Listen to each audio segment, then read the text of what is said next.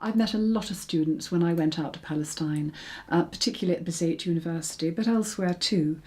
And one of the things that struck me was this extraordinary attitude towards, a very mature attitude towards education. It's the way they see of coping with the oppression of the occupation, the way they see to building an infrastructure. The young are extremely important.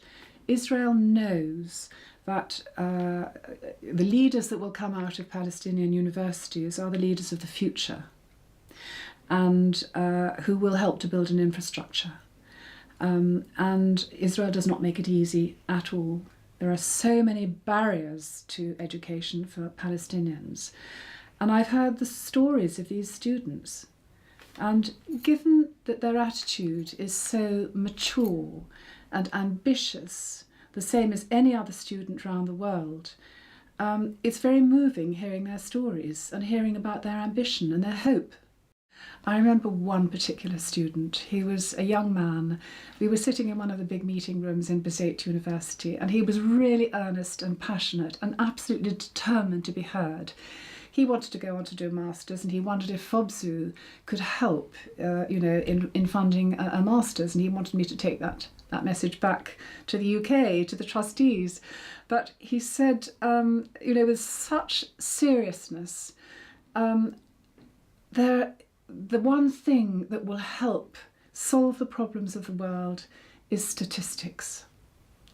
He was a maths student, and I found that really moving, because obviously there's a lot more to solving the world's problems, but he was looking through a mathematician's eyes.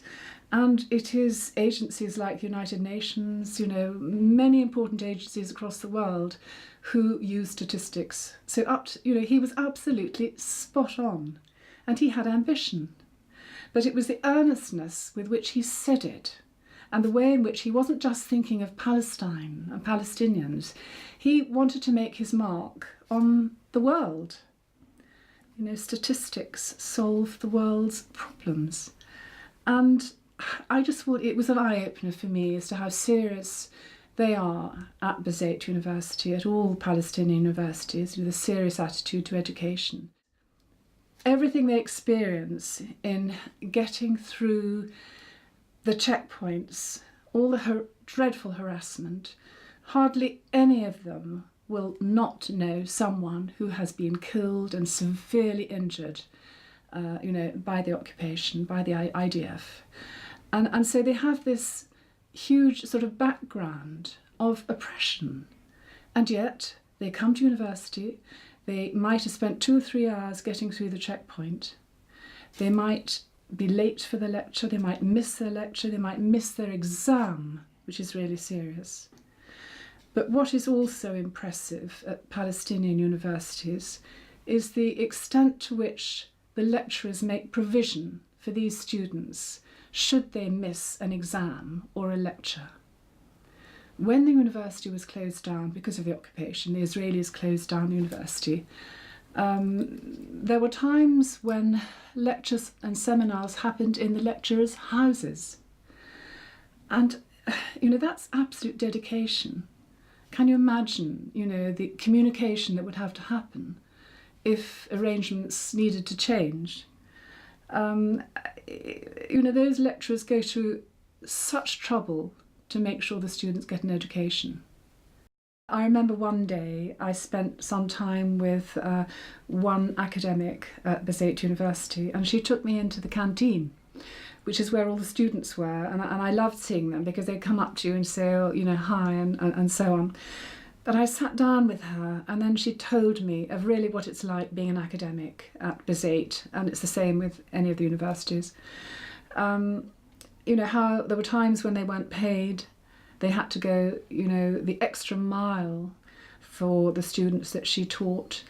There was something so dedicated about her.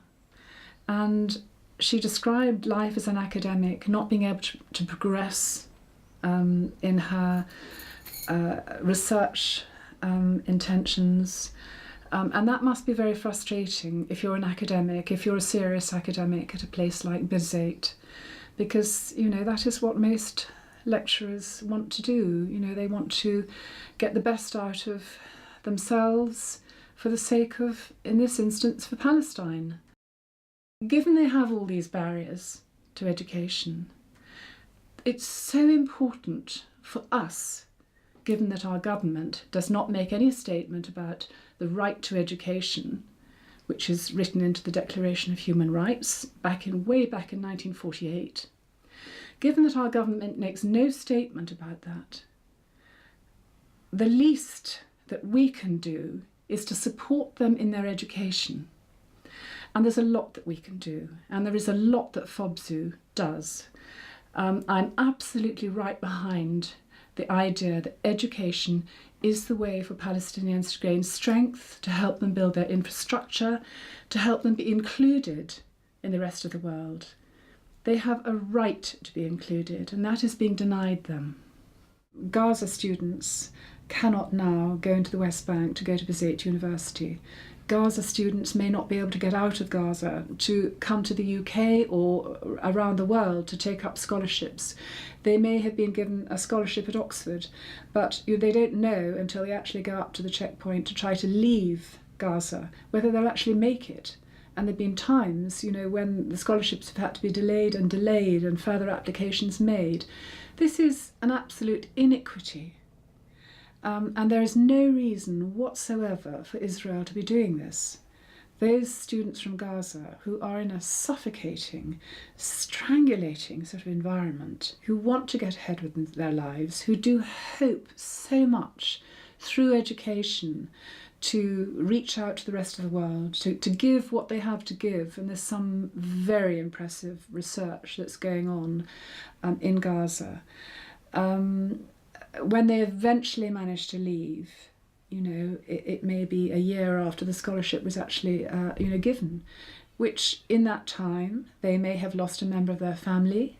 They may have been seriously wounded at the return march, March of Return. All number of things might have happened to them. They may not be able to take up the scholarship. That might affect whether they can take up the scholarship or not.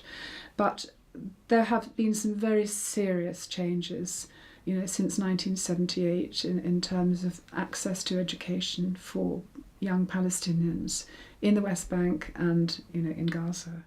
Fobzu plays an extremely important role in raising awareness in the UK. In Parliament, Fobzu meets with the Minister and with various MPs. We raise awareness around the country. Very important is the support for scholarships. Scholarships are what students need very much indeed. Families cannot afford to send their children to university, and the funding for degrees at Bezeit University and other universities makes a huge difference to their lives. It gives them hope. It gives their families hope and their communities hope. It provides a stepping stone to them being able to travel abroad, maybe, to bring back skills to Palestine. So it opens up a huge window for individual students. You're not just helping to fund a scholarship, you're helping to fund a future. I really would like to get over the extent to which we need to respect Palestinian universities, who really are working against all the odds, and yet, for instance, Bezeit University have reached the top 3% of excellent universities in the world. I mean, that's a phenomenal achievement, which we mustn't forget. And I think that gives the university and academics great hope, and students, of course. But, so many universities in the West Bank, they have parts of their university bombed, and yet students still go in, and yet lecturers still find somewhere for them to hold their seminars.